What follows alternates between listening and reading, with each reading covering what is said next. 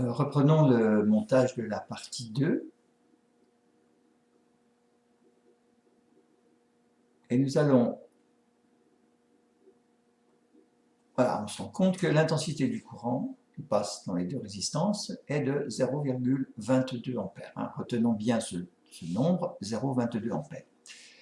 Je vais supprimer une des deux résistances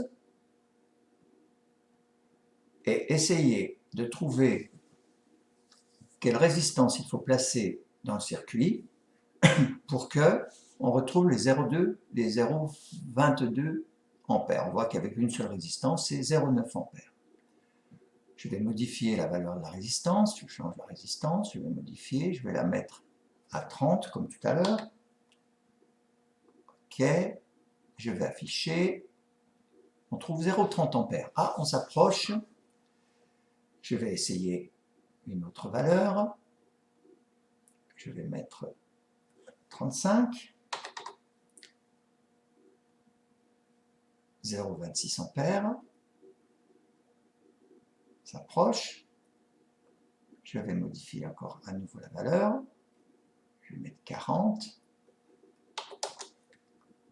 compléter, afficher la valeur, et on retrouve 0,22 ampères. En fait, les deux résistances R1 de 10 ohms et R2 de 30 ohms, eh bien, il ne se passera rien de nouveau dans le circuit si je les enlève toutes les deux et que je les remplace par une résistance de 40 ohms, c'est-à-dire la somme des deux. Voilà. Et 40 ohms, si je vous rappelez, dans la partie 1, vous aviez deux résistances de 20 ohms. 20 ohms plus 20 ohms, 40 ohms.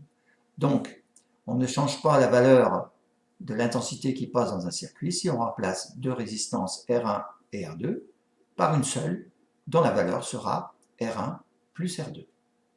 Voilà ce qu'il faut retenir.